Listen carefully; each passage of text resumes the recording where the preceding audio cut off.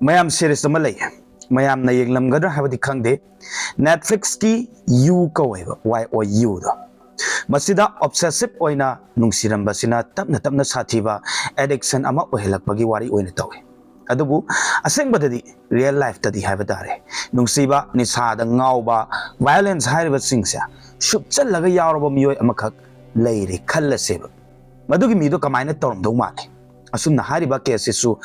अखोगी मथक्ता ओनखिबा रिलेशनशिप अदुगुमलबा अमगी ग्रेटर नोएडा गे अपस्केल सोसाइटी दा हौरखिबा वारीनी मफम अदुदा आयुक पुंग मरी ताबा मतमगी चाखुमदा अदुसु थांगना मपुनसी लोइसनखिबा अदुगुमलबा वारीनी कमायना तौबनो करी वारीनो हाबदो मयाम पुन्ना तमिनरसे 4 January 2026 मानी मयाम एकोई कोइदना थोखिबा केसनी चाही सिमकनी निमित्सगी अयुक्की पुंग तरुक ताबा मतमदा government institute of medical science hospital दा साउथ कोरियन गी नुपा अमा पुखलखिबनी मागी थबाकता थांगना हंजन थिनबगी ममी तारमे इनसु पुंगलुपलगा लाखिबनी हॉस्पिटल दा महाक पुखतपगा डॉक्टर ने येंखी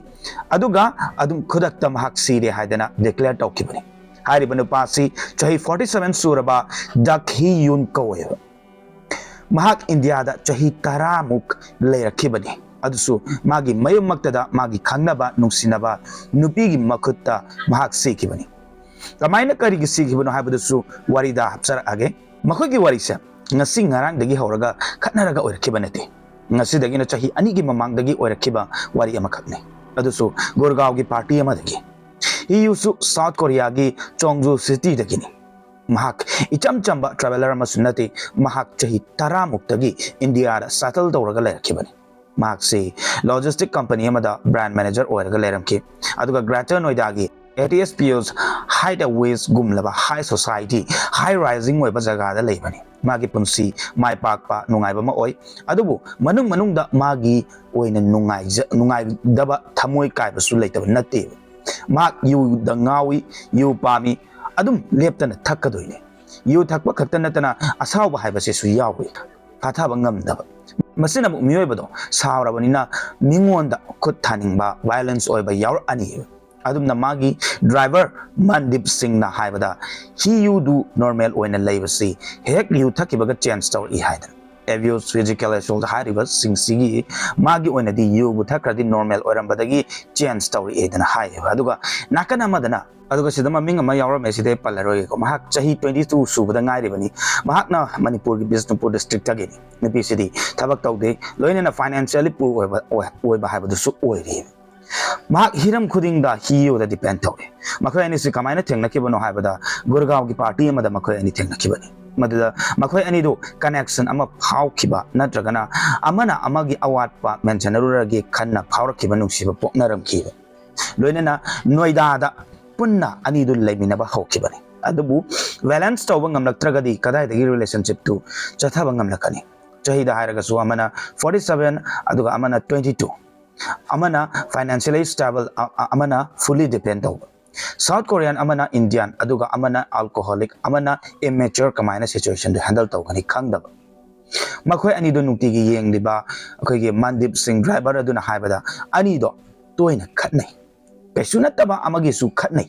aduga khatnabagi achaw maram ama hairagana hiyuna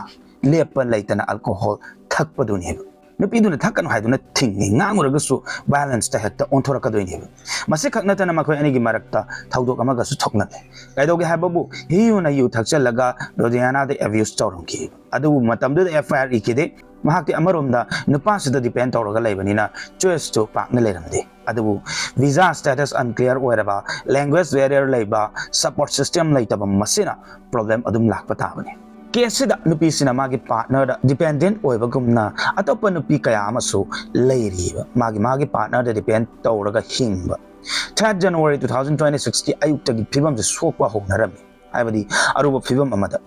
situation ama oirakadawriba Saturday numit oirami numit to hi yu hek nongan badigi hona thakpa horam khiba adusu lepa leitana non stop ta magi hachangda awatpa saruk men khatnaba honaba sumale adubu mabuk thallu haiba sungya yadiba ma ayuktagi thakpaduna nungdangi pung 10 nithoi hadi 12 tasin kiramme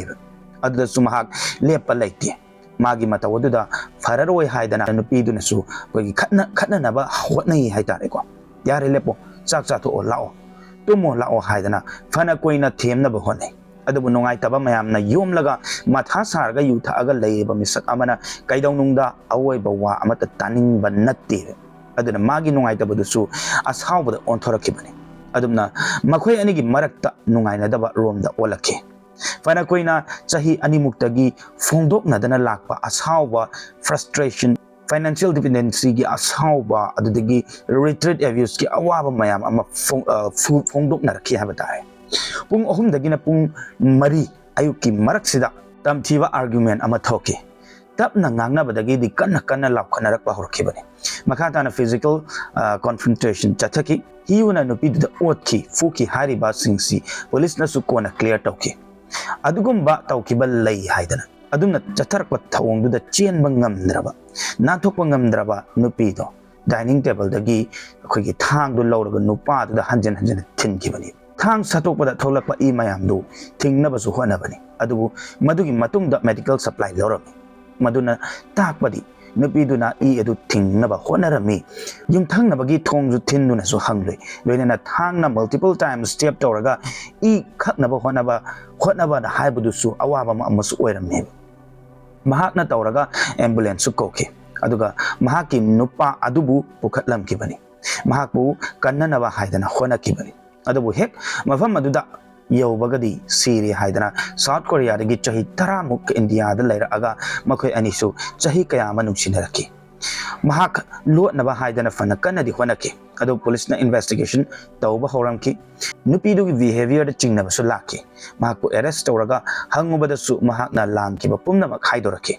magi napadu Saturday ayuktagi yo adum thaki aina adu madu lepo wathanaba tumnaba haibadasu mahakna gyan tabagi mahuta hena asawba onduna aingon attack torpani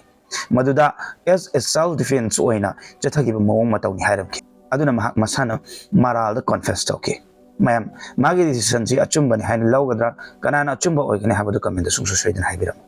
akhona wari jili thokchaba matamda kanagumba matagi humda sokadaba amadi kanagumba matagi humda lana khanbagi wakalon hapchabam ta leijade soikibalan kibe yoragasu mayam ngakpegani asigumlaba nungai ba wari kaya matabi ning balai bataragasu aikoi gi channel se changbiduna wari ana no thaglak ngai duna lebi hebsi mayam gi humda thamjage adudi mayam ngasi da makta di kainarsi mathangi wari da mu mayam pun thengnarsi ya fare